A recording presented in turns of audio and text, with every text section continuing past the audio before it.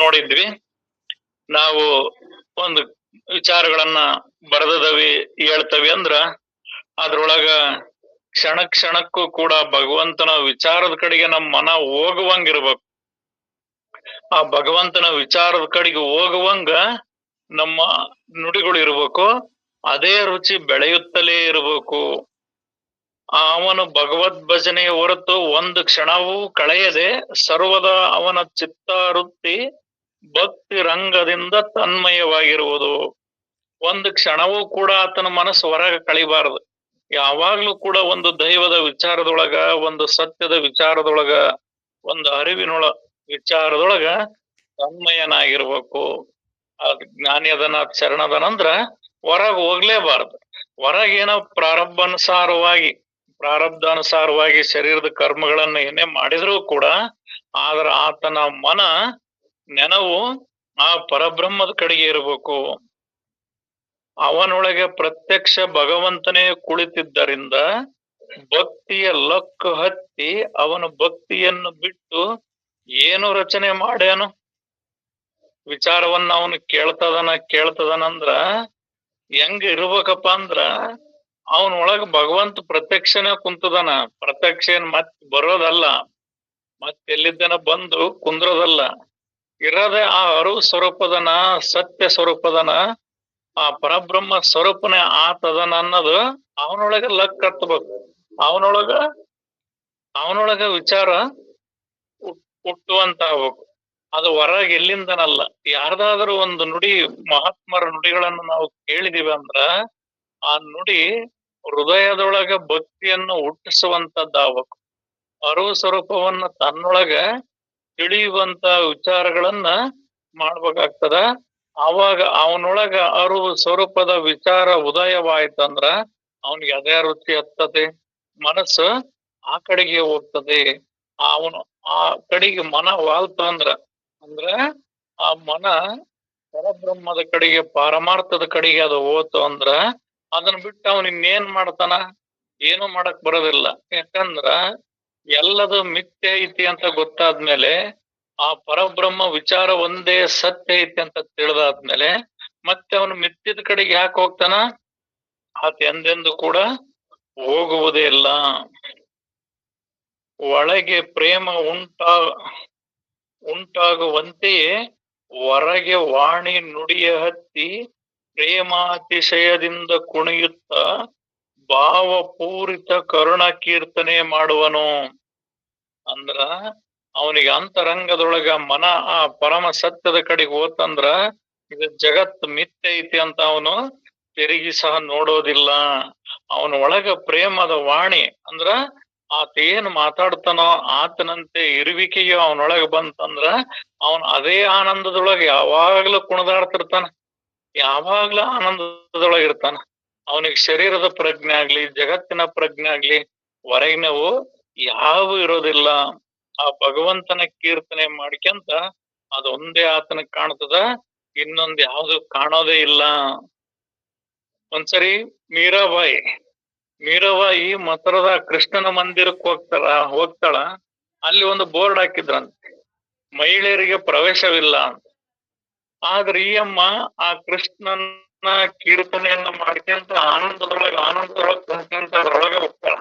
ಅವಾಗ ಅಲ್ಲಿ ಹೊರಗಿರೋರು ಕೇಳ್ತಾರ, ಇಲ್ಲಿ ಮಹಿಳೆಯರಿಗೆ ಪ್ರವೇಶ ಇಲ್ಲಮ್ಮ ಅಂತ ಹೇಳ್ತಾರ. ಹಂಗಾದ್ರ ಇಲ್ಲಿ ಪುರುಷರೇ ಯಾರು ಇಲ್ಲಲ್ಲ ಅಂತ ಹೇಳ್ತಾಳ ಅಯ್ಯಮ್ಮ. ಅಲ್ಲಮ್ಮ, ನೀನ್ ಹೆಣ್ಮಗಳು ಬಂದಿದಿ, ಇಲ್ಲಿ ನಿನಗೆ ಪ್ರವೇಶ ಇಲ್ಲ ಅಂತ ಅವ್ರು ಹೇಳಿದಾಗ ಆಕೆ ಹೇಳ್ತಾರ, ಇಲ್ಲಿ ಪುರುಷರೇ ಯಾರು ಇಲ್ಲ, ಆ ಪರಮಾತ್ಮನ ಶ್ರೀಕೃಷ್ಣನ್ ಒಬ್ಬನ್ ಬಿಟ್ಟು ಇಲ್ಲಿ ಯಾರ್ಯಾರು ಗಂಡು ಮಕ್ಕಳೇ ಇಲ್ಲ, ನೀವೆಲ್ಲರೂ ಹೆಣ್ಣ ಇದ್ದೀರಿ, ನನಗೆ ಹೆಣ್ಣ ಕಾಣ್ತೀರಿ, ನೀವ್ಯಾಂಗ ಗಂಡಸರು ಅಂತ ಹೇಳ್ತೀರಿ ಅಂತ ಕೇಳ್ತಾರ. ಅಂದ್ರ ಆತನಿಗೆ ಆ ಪರಮಾತ್ಮನ ಒಬ್ಬನೇ ಕಾಣ್ತಾನ, ಆತನ ಮುಂದೆ ಕಾಣ್ತತಿ, ಹೊರಗಿನದು ಯಾವ್ದು ಏನು ಕಾಣೋದಿಲ್ಲ. ಹಂಗ ಅಂತರಂಗದೊಳಗ ಆ ಭಗವಂತನ ವಿಚಾರಗಳು ಹೃದಯದೊಳಗ ಮೂಡಿದ್ವಂದ್ರ ಅದೇ ಆನಂದವು ಕೇರ್ಗತವನ, ಹೊರಗಿಂದ ಯಾವುದು ಕಾಣೋದಿಲ್ಲ. ಪ್ರೇಮತಿಶಯದಿಂದ ಕುಣಿಯುತ್ತಾ ಭಾವಪೂರಿತ ಕರುಣಾ ಕೀರ್ತನೆ ಮಾಡುವನು. ಅವನೊಳಗೆ ಎಂತ ಭಾವ ಬರ್ತದಂದ್ರ ಆ ಭಗವಂತನ ವಿಚಾರ ಬಿಟ್ಟು ಎಲ್ಲದು ಭಗವಂತನ ಸ್ವರೂಪ ಐತಿ, ಎಲ್ಲದು ಬ್ರಹ್ಮ ಸ್ವರೂಪ ಐತಿ ಅನ್ನೋದೊಂದ್ ಬಿಟ್ಟು ಬೇರೆ ಏನೇನು ಕಾಣುವುದಿಲ್ಲ. ಎಲ್ಲಿ ನೋಡಿದರಲ್ಲಿ ತಾನೇ ಕಾಂಬುವುದಲ್ಲ ಅಂದ್ರ ತನ್ನ ಸ್ವರೂಪನೇ ಎಲ್ಲಾ ಕಡೆಗೂ ಕಾಣ್ತತೆ. ಬೇರೆ ಏನೊಂದೇನು ಕಾಣೋದಿಲ್ಲ. ಯಾಕಂದ್ರ ತಾನು ಪರಬ್ರಹ್ಮದೊಳಗ, ತಾನು ಪಾರಮಾರ್ಥದೊಳಗ, ವಿಚಾರದೊಳಗ ಆತ ಏಕತ್ವವನ್ನು ಹೊಂದಿದ್ನಂದ್ರ ಅದೇ ಎಲ್ಲ ಕಾಣ್ತತಿ. ತಾನು ಆತ್ಮ ಸ್ವರೂಪನಿದ್ದೇನಂತ ತಿಳಿದನಂದ್ರ ಹೊರಗಿಂದೆಲ್ಲದ ಆತ್ಮ ಸ್ವರೂಪವಾಗಿ ಕಾಣ್ತತಿ. ಹಂಗ ಈ ಪ್ರೇಮಾನಂದದ ಪ್ರೇಮ ಅತಿಶಯದಿಂದ ಕುಣಿಯುತ್ತಾ ಅವನು ಅದೇ ತಾನಾಗ್ತಾನ. ಅವನೊಳಗ ಅದೇ ಆನಂದ, ಬೇರೆ ಯಾವ ಆನಂದನು ಕೂಡ ಅವನಿಗೆ ಸರಿ ಕಾಣುವುದಿಲ್ಲ. ಭಗವಂತನಲ್ಲಿ ಮನ ಸಂಲಗ್ನವಾಗಿರಲು ದೇಹದ ಅರಿವು ಲೋಪವಾಯಿತು. ಈ ಭಗವಂತನಲ್ಲಿ ಅವನ ಮನ ಸಂಲಗ್ನವಾಗಿರಲು ಅಂದ್ರೆ ಏಕತ್ವವಾಗಿರಲು ದೇಹದ ಅರಿವೇ ಲೋಪವಾದಂಗಾಗ್ತದೆ, ಇಲ್ಲ ಆದಂಗಾಗ್ತದೆ. ಹಾಗೂ ಸಂಶಯ ನಾಚಿಕೆಗಳು ದೂರ ಓಡಿ ಹೋಗುವು ಅಂತ. ಇದಕ್ಕೊಂದು ಸಣ್ಣದೊಂದು ನಡೆದ ಘಟನೆ. ತಮಿಳುನಾಡು ಭಾಗದೊಳಗ ಒಬ್ಬ ಸಂತ ಅರಮನೆ ಮೈದಾನದೊಳಗ ಕೇವಲ ಕೈಪೀನವನ್ನು ಅಷ್ಟೇ ಧರಿಸಿ ಆನಂದದಿಂದ ಅರಮನೆ ಮೈದಾನದೊಳಗೆ ಹೋಗ್ತಿರ್ತಾನೆ. ಅವನಿಗೆ ನಾನು ಅರಮನೆ ಮೈದಾನದೊಳಗೆ ಹೋಗ್ತಾನೆ ಅಥವಾ ರಾಜರು ವಿಹಾರ ಅಂದ್ರೆ ಸಂಚಾರ ಮಾಡುವಂತ, ವಾಕ್ ಮಾಡುವಂತ, ವಿಹಾರ ಮಾಡುವಂತ ಸ್ಥಳ ಇವನಿಗೆ ಗೊತ್ತಾಗೋದಿಲ್ಲ. ಅದ್ರೊಳಗ ಆನಂದದಿಂದ ಮೈ ಮರೆತು ಈತ್ ನಕ್ಕಂತ ಹೋಗ್ತಿರ್ತಾನ. ಇವನು ಹೋಗೋ ಆನಂದವನ್ನು ನೋಡಿ ರಾಜನಿಗೆ ಸಹಿಸಕ್ ಆಗದೆ, ಇವನು ಮೈ ತುಂಬಾ ಬಟ್ಟಿಲ್ಲ, ಹಾಕಿರೋದೊಂದು ಕೈಪಿನ, ಇವನ್ ಎಷ್ಟು ನಕ್ಕಂತ ಆನಂದದೊಳಗೆ ಹೊಕ್ಕನಲ್ಲ, ಇವನ್ದೊಂದು ಕೈ ಕತ್ತರಿಸ್ರಿ ಅಂತ ಹೇಳ್ತಾನ ರಾಜ ಸೈನಿಕರಿಗೆ. ಆ ರಾಜಾಜ್ಞೆ ಅಂತ ಸೈನಿಕರು ಆತನ ಕೈ ಕತ್ತರಿಸ್ತಾರ. ಕೈ ಕತ್ತರಿಸಿ ಇವ್ರ ಕೈಯಾಗ ಬರ್ತದ. ಆದ್ರೂ ಕೂಡ ರಕ್ತ ಸೋರ್ತಿದ್ರು ಕೂಡ ರಕ್ತದ ಪ್ರಜ್ಞೆ ಇಲ್ದಂಗ ಆತ ನಡ್ಕೊಂಡ್ ಹೋಗ್ತಾ ಇರ್ತಾನ. ಅವಾಗ ರಾಜನಿಗೆ ಆಶ್ಚರ್ಯ ಆಗ್ಬಿಡ್ತತಿ. ಅವನು ಮುಖದೊಳಗ, ಭಾವದೊಳಗ ದುಃಖದ ಸಂಕೇತ ಲವಲೇಶವೂ ಕೂಡ ಕಾಣೋದಿಲ್ಲ, ಅಂದ್ರ ಸ್ವಲ್ಪವೂ ಆತನಿಗೆ ಕಾಣೋದಿಲ್ಲ. ಅವಾಗ ರಾಜನ ಬರ್ತಾನ, ಅಲ್ಲಪ್ಪ ನಿನ್ನ ಕೈ ಕಡ್ದದವಿ, ನಿನ್ ರಕ್ತ ಸೋರ್ತದ, ನೀನ್ ಹಂಗ ನಡ್ಕೊಂಡ್ ಹೋಗ್ಯಲ್ಲ, ನಿನಗೇನು ಪ್ರಜ್ಞೆ ಐತಿಲ್ಲ ಏನ ಅಂತ ಕೇಳಿದಾಗ, ಹೌದಾ ನನ್ ಕೈ ಕಡದ್ರೆ ಎಲ್ಲಿ ಕೈ ಅಂದಾಗ ಅವ್ರ ಸೈನಿಕರು ತೋರಿಸ್ತಾರೆ.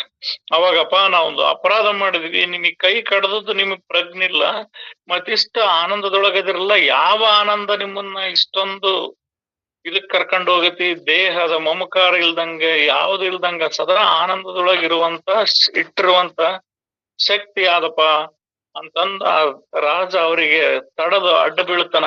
ನಿಮ್ ಕೈ ಹೆಂಗಿತ್ತ ಹಂಗ ಸರಿ ಮಾಡ್ಕೇಳ್ರಪ್ಪ, ಸರಿ ಮಾಡ್ಕೊಂಡ್ ಬರ್ರಪ್ಪ, ನಮ್ ರಾಜ ವೈದ್ಯರು ಕೂಡ ಅದು ಇದು ಮಾಡ್ತೇವೆ ಅಂದಾಗ, ಬೇಡ ಬಿಡು ಅದಕ್ಕೆ ಯಾಕೆ ಇದು ಮಾಡ್ತಾವ, ಸರಿ ಆಕತ್ ಬಿಡ ಅದಕ್ಕಂತೇಳಿ ಆತನ ಶಕ್ತಿಯಿಂದ ಆತ ಆ ಕೈ ರಕ್ತ ಸೋರೋದು ಅದೆಲ್ಲದು ಸರಿ ಮಾಡ್ಕೊಂತಾನ ಆತ. ಅವಾಗ ರಾಜನಿಗೆ ಮತ್ತಷ್ಟು ಆಶ್ಚರ್ಯ ಆಗಿ ಹೋಗ್ಬಿಡ್ತದೆ. ಅಲ್ಲ ನಿಮ್ಮೊಳಗೆ ಶಕ್ತಿ ಇರೋದರ ಯಾವುದು, ನಿಮ್ಮೊಳಗಿರುವ ಆನಂದರ ಯಾವುದು ಅಂತ ಕೇಳಿದಾಗ, ಅದು ಆನಂದ ನಿನಗೆ ಬೇಕಿಲ್ಲ, ನೀನ್ ರಾಜಭಾರ ಮಾಡುವಾಗ ನನ್ನ ಆನಂದ ಕಡ್ಡಿ ಪಡಿಸ್ಬೇಡ ನೀನು ಅಂತ ಅವ್ರಿಗೆ ಹೇಳ್ತಾರ. ಅವಾಗಿಲ್ಲ, ನಾನ್ ನಿಮ್ಮೊಳಗೆ ಯಾವ್ದೋ ಒಂದು ಆನಂದ ಐತಿ, ನಾನು ರಾಜನಾಗಿದ್ದು ಕೂಡ ಅನುಭವಿಸಲಾರದ ಆನಂದವನ್ನ ನೀವು ಅನುಭವಿಸ್ತೀರಿ ಅಂದ್ರ ಈ ನಿಮ್ಮ ಆನಂದದ ಕಾರಣ ಯಾವುದು ಅಂತೇಳಿ ಆತ ವಿಚಾರ ಮಾಡ್ತಾನ. ಅವಾಗ ಅವರಿಂದನೇ ರಾಜ ಹೋಗ್ತಾನೆ, ಅವ್ರು ಬ್ಯಾಡ ಹೋಗು, ಇದು ಈ ಆನಂದ ಸುಲಭವಾಗಿ ಸಿಗದಲ್ಲ, ಹೋಗಂದ್ರ ಆತ ಹೋಗೋದಿಲ್ಲ. 2-3 ದಿನ ಅವರಿಂದನೇ ಆತ ಸುತ್ತರಿತಾನ. ಆವಾಗ ಆತ ಏನ್ ಕೇಳ್ತಾನ, ನೀವು ಮಹಾತ್ಮರದ್ರಿ, ನಿಮ್ಮ ಆನಂದವಾಗಿರುವಂತದ್ ನನಗೆ ಯಾವ್ದಾದ್ರು ಒಂದು ಗುರು ಉಪದೇಶವನ್ನ ಕೊಡ್ರಿ, ನನ್ನ ಶಿಷ್ಯನನ್ನಾಗಿ ಮಾಡ್ಕೇಳ್ರಿ ಅಂತ ಕೇಳ್ತಾನ. ಇಲ್ಲ ನಿನ್ ಮಾಡ್ಕೊಳಕ್ ಬರಲ್ಲ, ಹೋಗಂದ್ರೆ ಕೇಳೋದಿಲ್ಲ. ಇಲ್ಲ ನೀವು ನನಗೊಂದು ಉಪದೇಶ ಕೊಡ್ಲೇಬೇಕು, ಉಪದೇಶ ಕೊಟ್ಟ ಮೇಲೆ ನಾನು ಹೋಗ್ತೇನೆ ಅಂತ ಹೇಳಿದಾಗ, ಅವ್ರು ಕೊಟ್ಟ ಮಂತ್ರದ ಉಪದೇಶ ಒಂದೇ, ಮನಸ್ಸು ಹೇಳ್ದಂಗ ನೀನ್ ಕೇಳಬೇಡ, ಇದನ್ನ ಹೇಳಿ ಕಳಿಸ್ತಾರ. ಆತೊಬ್ಬ ಶ್ರೇಷ್ಠ ಸಂತ ಆಗ್ತಾನ ತಮಿಳ್ನಾಡಿನೊಳಗ. ಏನದು ಅವ್ರದ್ದು ವಾಕ್ಯ ಗುರುಮಂತ್ರ ಏನಂದ್ರ, ಮನಸ್ಸು ಹೇಳ್ದಂಗ ನೀನು ಕೇಳಬೇಡ ಅಂತ. ಅಂದ್ರ ಅದ್ರ ಅರ್ಥ ಏನಂದ್ರ, ಇಲ್ಲಿವರೆಗೂ ನಾವು ಮನಸ್ಸು ಹೇಳ್ದಂಗ ಕೇಳಿ ಮನಸ್ಸಿನ ಸುಖದ ಹೋಗಿ ಹುಟ್ಟು ಸಾವು ಜನನ ಮರಣ ಸುಖ ದುಃಖದ ಚಕ್ರಕ್ಕೆ ಬಿದ್ದು ನಾವು ಒದ್ದಾಡ್ತದವಿ. ಆದ್ರಿಂದ ಈ ಮನಸ್ಸು ಹೇಳ್ದಂಗ ಕೇಳಬಾರ್ದಂದ್ರ ಮತ್ತೆ ಯಾರು ಹೇಳ್ದಂಗ ಕೇಳ್ಬೇಕಂದ್ರ ಸ್ವಸ್ವರೂಪದ ಹರಿವು, ಆ ಅರಿವಿನ ಒಳಗೆ ಇರ್ಬೇಕನ್ನ ಆ ವಿಚಾರದ ತಾತ್ಪರ್ಯ ಆಗ್ತದ. ಆತ ಶ್ರೇಷ್ಠ ಸಂತ ಆಗ್ತಾನ. ಅಂದ್ರ ಆ ಸಾಧುಗೆ ಎಷ್ಟು ಆನಂದದೊಳಗಿದ್ದಂದ್ರೆ ಇಲ್ಲಿ ಅದನ್ನ ಹೇಳಿದಾರೆ. ಒಳಗೆ ಪ್ರೇಮ ಉಂಟಾಗುವಂತೆಯೇ ಹೊರಗೆ ವಾಣಿ ನುಡಿಯುತ್ತ ಪ್ರೇಮಾತಿಶಯದಿಂದ ಕುಣಿಯುತ್ತ ಭಾವಪೂರಿತ ಕರುಣ ಕೀರ್ತನೆ ಮಾಡುವನು. ಭಗವಂತನಲ್ಲಿ ಮನ ಸಂಲಗ್ನವಾಗಿರಲು ದೇಹದ ಅರಿವು ಲೋಪವಾಯಿತು. ಹಾಗೂ ಸಂಶಯ ನಾಚಿಕೆಗಳು ದೂರ ಓಡಿ ಹೋದವು. ಅವನ ಪ್ರೇಮ ರಂಗದಿಂದ ಅಲ್ಲೇ ತಲೀನನಾಗಿರುವನು. ಅವನು ಯಾವ್ದ ಪ್ರೇಮ ರಂಗದೊಳಗ ತಲೀನಾಗಿರ್ತಾನಂದ್ರ ಭಗವಂತನ ಪ್ರೇಮ ರಂಗದೊಳಗ. ಆ ಭಗವಂತ ಸ್ವರೂಪ ನಾನಿದ್ದೇನಂದ್ರ ಅದೇ ಸುಖ ಆನಂದ ಸ್ವರೂಪ. ಅದಕ್ಕಿಂತ ಮಿಗಿಲಾದದವು ಈ ಬ್ರಹ್ಮಾಂಡದೊಳಗೆ ಯಾವ ಆನಂದಗಳಿಲ್ಲ ಅಂತ. ಸೂರ್ಯ ಉದಯ ಸ್ಥಳದಿಂದ ಸೂರ್ಯ ಅಸ್ತಮ ಸ್ಥಳದವರೆಗೂ, ಅಂದ್ರ ಸೂರ್ಯ ಹುಟ್ಟೋ ಜಾಗದಿಂದ ಹಿಡಿದು ಮುಣಗ ಜಾಗದ ಅಂದ್ರ ಭೂಮಿಯ ಈ ಕಡೆ ತುದಿಯಿಂದ ಆ ಕಡೆ ತುದಿಗೆ ಅಂತ ಅಂದ್ ಬಿಡೋಣ. ಎಲ್ಲಾ ಸುಖ ಭೋಗಿಸುವ ವಸ್ತುಗಳನ್ನಿಟ್ರು ಈ ಕುಡಿಯೋದು, ಪತ್ರಿ ಸೇರೋದು, ಸ್ತ್ರೀ ಸಂಘ, ಹಣ, ಅಧಿಕಾರ, ಆಸ್ತಿ, ಏನೇನು ಸುಖ ಅದಾವ ಅವನ್ನೆಲ್ಲವನ್ನೂ ಇಟ್ರು ಕೂಡ ಆತ್ಮಾನಂದದ ಸುಖಕ್ಕ ಯಾವು ಸಮ ಆಗೋದಿಲ್ಲ ಅಂತ. ಹಂಗ ಈ ಜಗತ್ತಿನ ಎಷ್ಟೇ ಚಕ್ರವರ್ತಿ ಹೋದ್ರು, ಅಲೆಕ್ಸಾಂಡರ್ ಆಗ್ಲಿ ಅಥವಾ ಇನ್ನೂ ಅನೇಕ ಮಹಾತ್ಮರಾದ್ರು ಅಂದ್ರೆ ರಾಜರು, ಹೊರಗಿನವ್ರು ಎಷ್ಟೆಲ್ಲ ಸಿರಿ ಸಂಪತ್ತು ಇದ್ರು ಹೋದ್ರೂ ಕೂಡ ಈ ಪಾರಮಾರ್ಥದ ಸುಖಕ್ಕೆ ಅವು ಸಮಾನ ಆಗೋದಿಲ್ಲ ಅಂತ ಅರ್ಥ. ಅಂದ್ರ ಆತ್ಮದೊಳಗೆ ಸರ್ವ ಸುಖ ಇದೆ. ಆ ಸುಖ ಸ್ವರೂಪನೇ ತಾನು ಅಂತ ತಿಳಿದ್ರ ಇನ್ನೊಂದು ಯಾವುದನ್ನು ಕೂಡ ಬಯಸೋದಿಲ್ಲ. ಹಾಲು ಅಮೃತವನ್ನ ಉಂಡಂತವನಿಗೆ, ಹಾಲು ತುಪ್ಪ ಉಂಡಂತವನಿಗೆ ಯಾವ್ದಾರ ನಾಯಿಯ ಕಾಕರಿಕೆ ರುಚಿ ಹೆಂಗ ಕಾಣಕ್ ಬರ್ತದ? ಈ ಪ್ರಪಂಚ ಎಲ್ಲವುದು ನಾಯಿಯ ಕಾರಿಕೆ ಅಂತಂದ್ರ ನಾಯಿಯ ವಾಂತಿ ಇದ್ದಂಗಿದು. ಆದ್ರ ಆ ಪರಮ ಸತ್ಯ ಅನ್ನೋದು ಅಮೃತ ಇದ್ದಂಗ. ಆ ಅಮೃತ ಆನಂದದೊಳಗಿರುವಂತವರಿಗೆ ಈ ಜಗತ್ತಿನ ಎಂಜಲು ಕಾರಿಕೆ ಇದು ರುಚಿಸೋದಿಲ್ಲ. ಆದ್ರಿಂದ ಆತ ಯಾವಾಗ್ಲೂ ಪ್ರೇಮ ರಂಗದಿಂದ ತಲೀನನಾಗಿರುವನು. ಅಂದ್ರ ಆತ್ಮಾನಂದದೊಳಗ ಆತ ಯಾವಾಗ್ಲೂ ಇರ್ತಕ್ಕಂಥವನಾಗ್ತಾನ. ಭಕ್ತಿ ಮದದಿಂದ ಸೊಕ್ಕಿರುವನು ಮತ್ತು ಅಹಂಕಾರವನ್ನು ಕಾಲ ಕೆಳಗೆ ತುಳಿದಿರುವನು.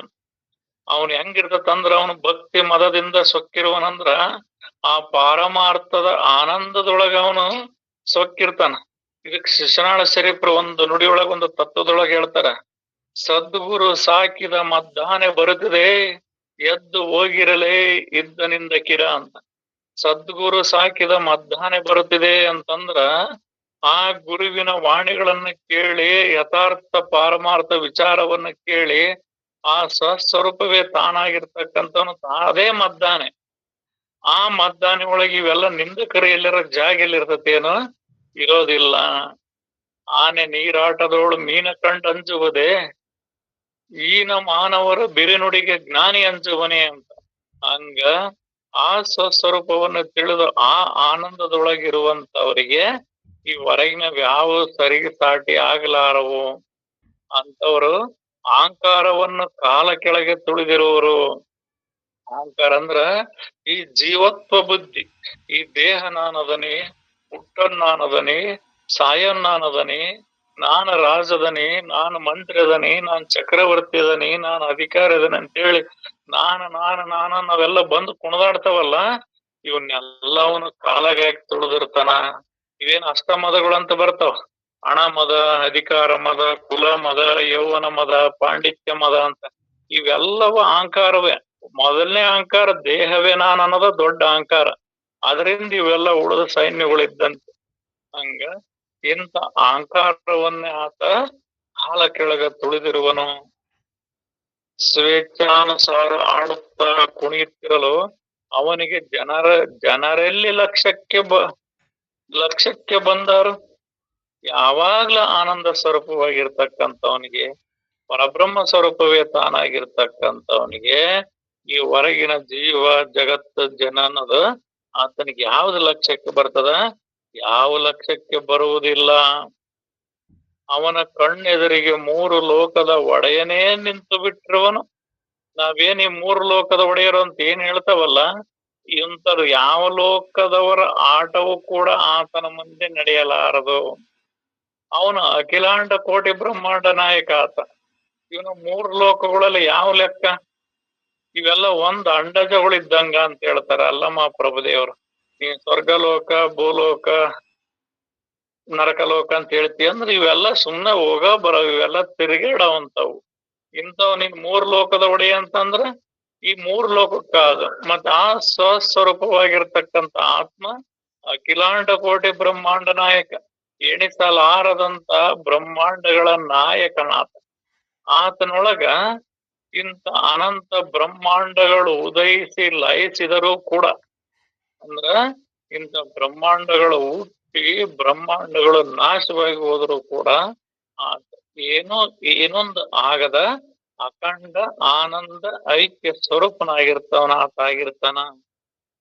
ಅಂತವನಿಗೆ ಇವೆಲ್ಲ ಎಲ್ಲಿ ಕಣ್ಣಿಗೆ ಕಾಣ್ತಾವೋ ಇವು ಕಾಣೋದಿಲ್ಲ. ಭಗವಂತನಲ್ಲಿ ತನ್ಮಯನಾದವನಿಗೆ ಮತ್ತೇನು ಬೇಕಾಗಿದೆ? ತಾನಾಗಿಯೇ ಈಶ ಧ್ಯಾನ ಕೀರ್ತಿ ಪ್ರತಾಪವನ್ನು ವರ್ಣಿಸತ್ತವನು. ಭಗವಂತನ ಅನೇಕ ರೂಪ ಮೂರ್ತಿಗಳು ಹಾಗೂ ವಿಶಾಲ ಪ್ರತಾಪ ಕೀರ್ತಿಯನೆದುರಿಗೆ ನರಸುತ್ತಿಯೂ ಅವನಿಗೆ ಹುಲ್ಲು ಕಡ್ಡಿಗೆ ಸಮವೆನಿಸುವುದು. ಯಾಕಂದ್ರ ಆತ ಅಂತಹ ಸ್ವರೂಪನಾಗಿರ್ತಕ್ಕಂಥ, ಸರ್ವಭರಿತವು ಸರ್ವವು ತಾನೇ ಅಂತ ತಿಳಿದು ಆ ಸರ್ವಾನಂದದೊಳಗಿರ್ತಕ್ಕಂಥ ನನಗೆ ಆ ರೀತಿ ಇರ್ತಕ್ಕಂಥವನಿಗೆ ಇನ್ನು ಹೊರಗಿನ ಕೀರ್ತಿ ಅಥವಾ ಪ್ರತಾಪ, ಇಂಥ ಭಗವಂತನ ಅನೇಕ ರೂಪ ಮೂರ್ತಿಗಳು ಹಾಗೂ ವಿಶಾಲ ಪ್ರತಾಪ ಕೀರ್ತಿಯನೆದುರಿಗೆ ನರಸುತ್ತಿಯು ಅವನಿಗೆ ಹುಲ್ಲು ಕಡ್ಡಿಗೆ ಸಮವೆನಿಸುವುದು. ನೀನ್ ಅವನಿಗೆ ಏನಾರ ನಿಂದ ಕೀರ್ತಿ ಹೇಳ್ತಾನೆ, ನಿಂದ ಪ್ರತಾಪ ಹೇಳ್ತಾನೆ, ನಾನ್ ಹಂಗ ಹೇಳ್ತಾನೆ ಹಿಂಗ ಹೇಳ್ತಾನೆ ಅಂತ ಈ ನರಸೊತ್ತಿಗೆ ಅಂದ್ರೆ ದೇಹ ಭಾವದಿಂದ ನೀನು ಸ್ತುತಿ ಮಾಡ್ತಾನೆ, ಅದನ್ ಮಾಡ್ತಾನೆ, ಕೊಂಡಾಡ್ತಾನೆ ಅಂದ್ರ ಅವನಿಗೆ ಯಾವ ಸಂಬಂಧ ಇಲ್ಲ. ಯಾಕಂದ್ರ ಇಲ್ಲಿ ಹೊರಗಿನವ್ರು ನಾವು ಯಾವ ದೇವ್ರುಗಳನ್ನ ಸ್ತುತಿ ಮಾಡ್ತಾವಂದ್ರ ಇದೇ ಬ್ರಹ್ಮ, ವಿಷ್ಣು, ಮಹೇಶ್ವರ, ರುದ್ರ, ಈ ಅನಂತ ಹೊರಗಿನ ದೇವತೆಗಳನ್ನ ಸ್ತುತಿ ಮಾಡ್ತವೆ ಅಂದ್ರೆ ಕೊಂಡಾಡ್ತವೆ. ಆತ ಏನಾಗಿರ್ತಾನ, ಇವು ಎಲ್ಲವೂ ಒಂದ್ ರೀತಿ ಹುಳುಗಳು ಅಂತ ಹೇಳ್ತಾರ ಸದ್ಬೋಧ ಚಂದ್ರಿಕೆಯೊಳಗ.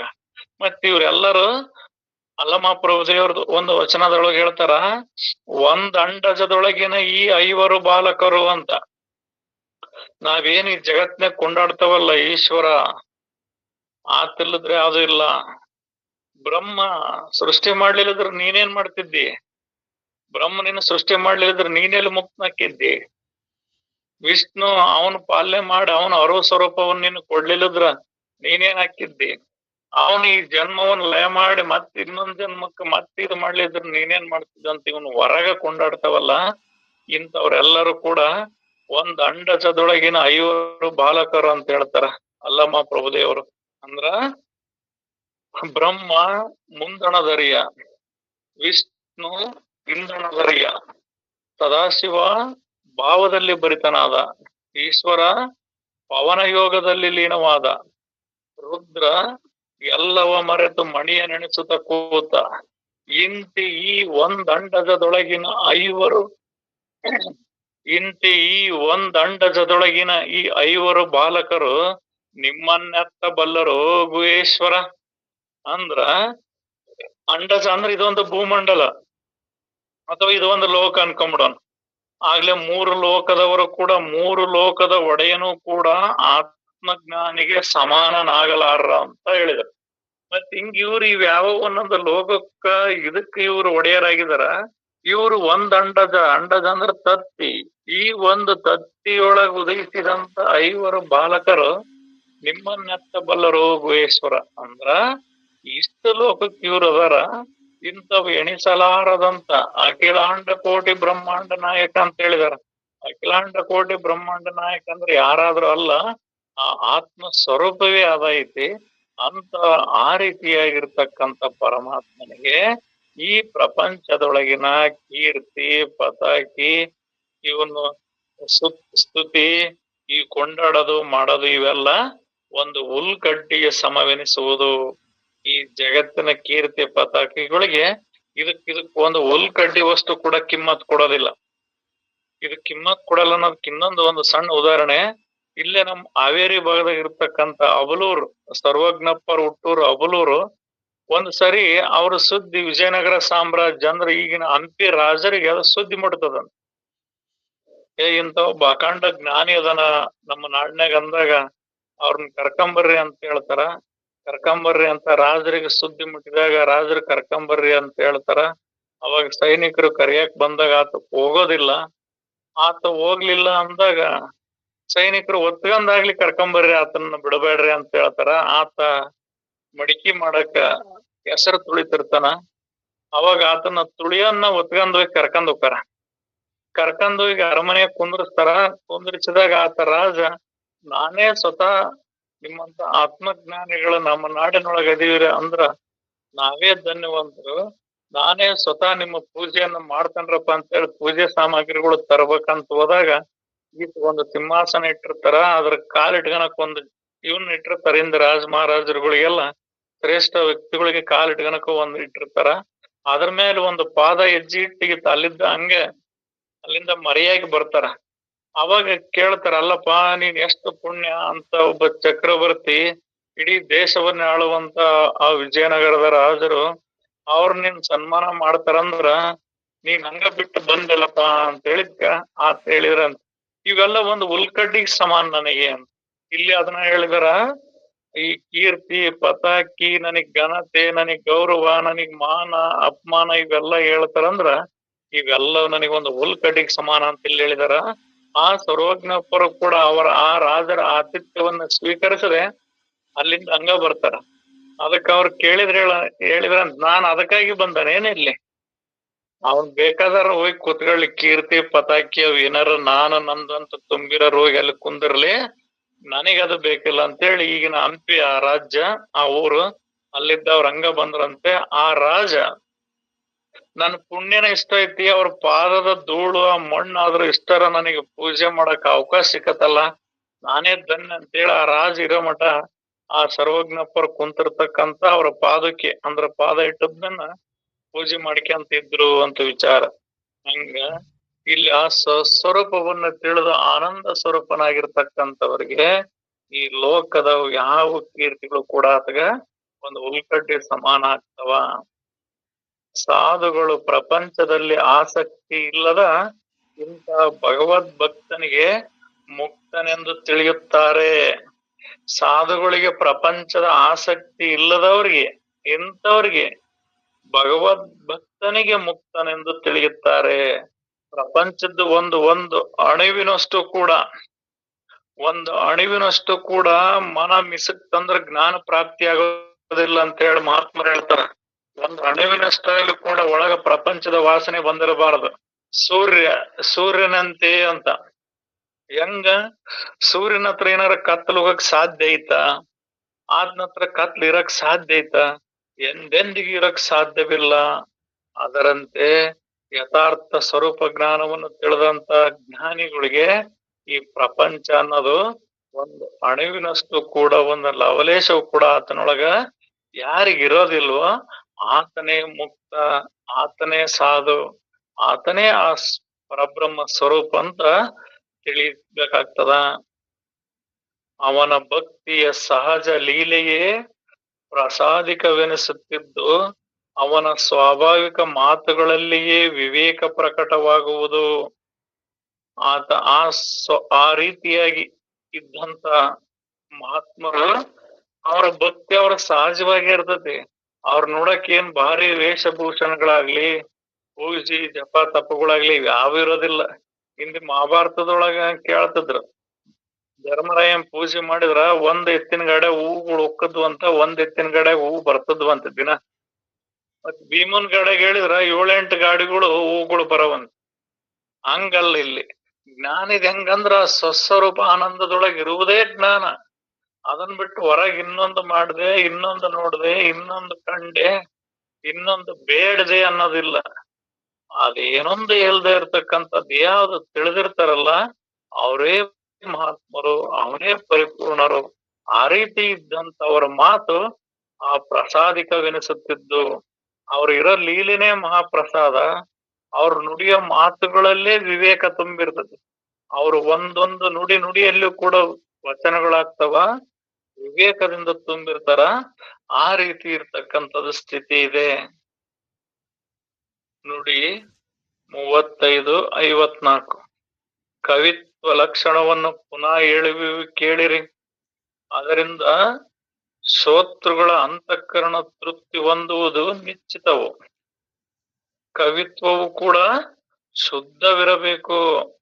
ಅದು ಹೆಂಗ್ ಶುದ್ಧ ಅಂದ್ರ ಹೆಂಗ್ರಿ ಅಂದ್ರ ಪ್ರಪಂಚದ ವಿಷಯಗಳು ಏನೊಂದು ಸೇರದಂಗ ಯಥಾರ್ಥ ಪಾರಮಾರ್ಥ ವಿಚಾರನ ಅದ್ರೊಳಗ್ ತುಂಬಿರ್ಬೇಕ ವಿನ ಬೇರೆ ಬೇರೆ ಏನಾರ ಅವು ಇವು ತುಂಬಿರ್ತಕ್ಕಂಥದ್ದಲ್ಲ. ಮತ್ತೆ ಶುದ್ಧವಿರಬೇಕು, ಸರಳವಿರಬೇಕು, ಅರ್ಥ ಸಂಬಂಧವಿರಬೇಕು, ಕವಿತ್ವ ಭಕ್ತಿ ಪೂರ್ಣವಿರಬೇಕು, ಅರ್ಥ ಅರ್ಥ ಪ್ರಚಾರವಿರಬೇಕು, ಮತ್ತು ಅಹಂಕಾರ ರಹಿತವಾಗಿರಬೇಕು. ನೀನ್ ಕವಿತೆ ಹೇಳ್ತಿ ಅಂದ್ರ ಅದು ಸುಲಭವಾಗಿ, ಸರಳವಾಗಿ, ಸ್ಪಷ್ಟವಾಗಿ ಅರ್ಥ ಸಂಬಂಧವನ್ನು ಹೊಂದುವಂತೆ ಮತ್ತ ಭಕ್ತಿ ಅನ್ನೋದು ಪೂರ್ಣ ಆಗಿರ್ಬೇಕು. ಮತ್ತ ಅರ್ಧಂಬರ್ಧ ಉಳಿದಿರಬಾರದು. ಪೂರ್ಣ ಒಂದ್ ಸರಿ ಅದಕ್ಕೆ ಪೂರ್ಣಂ ಇದಂ ಅನ್ನೋ ವಿಚಾರವನ್ನೇ ತಿಳಿಸುವಂತವಾಗ್ಬೇಕು. ಮತ್ತ ಅದ್ರಾಗ ಏನಾರ ಲೋಪದೋಷ ಉಳಿಸುವಂತವಾಗಬಾರದು. ಆಹ್ಲಾದಾಯಕವು ರುಚಿಸುವಂತಹದ್ದು ಇರಬೇಕು. ಮತ್ತೆ ಆನಂದವಾಗಿರ್ಬೇಕು, ಅದನ್ನ ಕೇಳಂಗಿರ್ಬೇಕು. ಆ ಭಗವಂತನ ವರ್ಣನೆಯು ಕೂಡ ಭವ್ಯವಾಗಿ ವರ್ತಿಸುತ್ತಿರಬೇಕು. ಭಗವಂತನ ವರ್ಣನೆ ಅಂದ್ರ ಬ್ಯಾರೆ ಹೋಗೋದಲ್ಲ, ನನ್ನ ಸ್ವರೂಪ ವರ್ಣನೆ. ನನ್ನ ಇರುವಿಕೆ ಹೌದಾ, ನನ್ನ ಸ್ಥಿತಿಗತಿ ಹಿಂಗೈತಾ, ನನಗ್ ಗೊತ್ತೇ ಇರ್ಲಿಲ್ಲಲ್ಲಪ್ಪ, ಬರೀ ದೇಹವೇ ನಾನಂತ ಬಿದ್ದು ಒದ್ದಾಡಿಕೆಂತ ಹಿಂಗ್ ಕುಂತಿದ್ದೆ ಅನ್ನುವಂಗ ಆಗ್ಬೇಕು ಅಂತ ವಿಚಾರಗಳನ್ನ ಬರಿಬೇಕು, ತಿಳಿಸ್ಬೇಕು. ಹಂಗಿರ್ಬೇಕದು. ಆಹ್ಲಾದಾಯಕ ಅಂದ್ರ ಅಷ್ಟು ರುಚಿಕರವಾಗಿ, ಆನಂದವಾಗಿ ಇರುವಂತಬೇಕು. ಮತ್ತು ಸೂರತ್ವ ವರ್ಣನೆಯಲ್ಲಿ ವಜ್ಜೆಯಾಗಿರಬಾರದು. ಮತ್ ನೀನ್ ಹೊರಗೇನಾರ ಸೂರತ್ವ ವರ್ಣನೆ ಮಾಡ್ತಾನೆ, ಏನೇನಾರ ವರ್ಣನೆ ಮಾಡ್ತಾನೆ ಅಂದು ಅದು ಬಂಧನಕ್ಕ ಸಿಕ್ಕಂದು ಒದ್ದಾಡ ಅಂತದಾಗ್ಬಾರ್ದು. ಏನೋ ಭಾರಿ ವಿಚಾರ ಹೇಳಕ್ಕಂತ ಉಕ್ಕನೆ ಅಂತ ಹೇಳಕ್ ಹೋಗಿ ಆ ವಿಚಾರವನ್ನ ಪೂರ್ಣಗೊಳಿಸದೆ ಮೊಟಕುಗೊಳಿಸಿ ಅರ್ಧಂಬರ್ಧ ಸಿಕ್ಕಂದ್ ಒದ್ದಾಡಂತ ಸ್ಥಿತಿ ಆಗಿರ್ಬಾರ್ದು. ಒಂದು ವಿಚಾರವನ್ನ ಇದು ಮಾಡಿದ್ರಂದ್ರ ಆ ವಿಚಾರ ಪರಿಪೂರ್ಣವಾಗಿ ಸ್ವರೂಪ ವಿಚಾರದೊಳಗೆ ಕರ್ಕೊಂಡು ಹೋಗ್ಬೇಕ ವಿನ ಮತ್ತದ ಅರ್ಧಂಬರ್ಧಕ್ಕದ ಸಿಲುಕಿಸಬಾರದು. ಕವಿತ್ವವು ಸಸಾರವಿರಬೇಕು, ಸ್ವಲ್ಪದರಲ್ಲೇ ಇರಬೇಕು. ನೀನ್ ಹೇಳ್ತಿ ಅಂದ್ರದು ಬಹಳ ಆಗಿರ್ಬಾರದು. ಅದನ್ನ ಬಹಳ ಮಾಡಿ ಭಕ್ತಿ ಒಟ್ಟು ಭಕ್ತಿ ಕಾಪಾತಪ್ಪ ತೋರಿದ್ರ ಒಂದು ಪಾವು ಕಾಳು ಬರ್ಲಿಲ್ಲ ನಂಗ ಆಗಬಾರದು. ಸ್ವಲ್ಪನೇ ಇರ್ಬೇಕು. ಸಣ್ಣದ ಇದ್ರು ಕೂಡ ಮೂರ್ತಿ ಚಿಕ್ಕದಾದ್ರೂ ಕೀರ್ತಿ ದೊಡ್ಡದನ್ನಂಗ ವಿಚಾರದ ನುಡಿ ಸಣ್ಣವು ಸರಳವಿದ್ರು ಕೂಡ ಅದನ್ನು ವಿಸ್ತಾರ ಮಾಡ್ತಾ ಹೋದ್ರ ಇಡೀ ಬ್ರಹ್ಮಾಂಡದ ತುಂಬಾ ಆಗಿ ಹೋಗಂಗಿರ್ಬೇಕು. ಈ ಮಹಾವಾಕ್ಯಗಳು ಅಂತ ಹೇಳ್ತಾವಲ್ಲ, ಅವು 4-5 ಅಕ್ಷರ ಇರೋದು. ತತ್ವಮಸಿ ಅಂದ್ರ ಅಷ್ಟ, ಅಹಂ ಬ್ರಹ್ಮಾಸ್ಮಿ ಅಂದ್ರ ಅಷ್ಟ, ಪ್ರಜ್ಞಾನಂದಂ ಬ್ರಹ್ಮ, ಅಯಂ ಆತ್ಮಾನಂ ಬ್ರಹ್ಮ ಅಂದ್ರೆ ಇವೆಷ್ಟ ಅಕ್ಷರಗಳದಾವ್? 5-6 ಅಕ್ಷರಗಳದಾವ್. ಅಂದ್ರೆ 8 ಅಕ್ಷರದೊಳಗೆ ಇವೆಲ್ಲ ಮುಗಿದಕ್ಕವ್, ಒತ್ತಕ್ಷರ ಸೇರಿದ್ರು. ಮತ್ ಇದ್ರೊಳಗೆ ವಿಚಾರ ಎಷ್ಟೈತೆ ಅಂದ್ರೆ ಬಿಚ್ಚಿದ್ರೆ ಬ್ರಹ್ಮಾಂಡದಷ್ಟ ಅದಾವ್, ಬ್ರಹ್ಮಾಂಡದ ಅಗಲ ಅದಾವ್. ಆ ರೀತಿಯಾಗಿ ಇಲ್ಲಿರ್ಬೇಕು. ವಿಷಯ ಸಣ್ಣದಾಗಿದ್ರು, ಸುಲಭವಾಗಿ ಸರಳವಾಗಿದ್ರು ಕೂಡ ಅದನ್ನು ವಿಸ್ತಾರ ಮಾಡಿದ್ರ ಇಡೀ ಬ್ರಹ್ಮವನ್ನೇ ವ್ಯಾಪಿಸುವಂತದ್ದಿರ್ಬೇಕು. ಆ ರೀತಿಯಾಗಿ ಕವಿತತ್ವವನ್ನ ಬರಿಬೇಕು. ಸುಲಭ ಚರಣಗಳ ಪದ್ಯ ರೂಪವಿರಬೇಕು. ಅಂದ್ರ ಸುಲಭ ಪದಗಳ, ನುಡಿಗಳ ಸಾಲುಗಳು ಅವು ಪದ್ಯ ರೂಪದೊಳಗೆ ಇರ್ಬೇಕು. ಯಾಕಂದ್ರ ಆ ಪದ್ಯವನ್ನ ಅಕ್ಷರಸ್ಥರು, ಅನಕ್ಷರಸ್ಥರು ಎಲ್ಲರೂ ಬಾಯಿಂದ ಬಾಯಿಗೆ ತಿಳಿಯೋಕ ಅನುಕೂಲ ಆಗ್ತದ. ಮತ್ತ ಅದರ ಅರ್ಥವನ್ನ ಮತ್ ಬಲ್ಲಂತವ್ರು ತಿಳಿತೈತಿ ಅನ್ನೋ ಉದ್ದೇಶದಿಂದ ಹೇಳ್ತಾರ ಅಪ್ಪಾಜಿ. ಎಲ್ಲರಿಗೂ ಶರಣಾರ್ಥಿ ಅಪ್ಪಾಜಿ. ಉಳಿದ ವಿಚಾರವನ್ನ ಮತ್ತೆ ನಾಳೆ ನೋಡೋಣ್ರಪ್ಪ. ಎಲ್ಲರಿಗೂ ಶರಣ.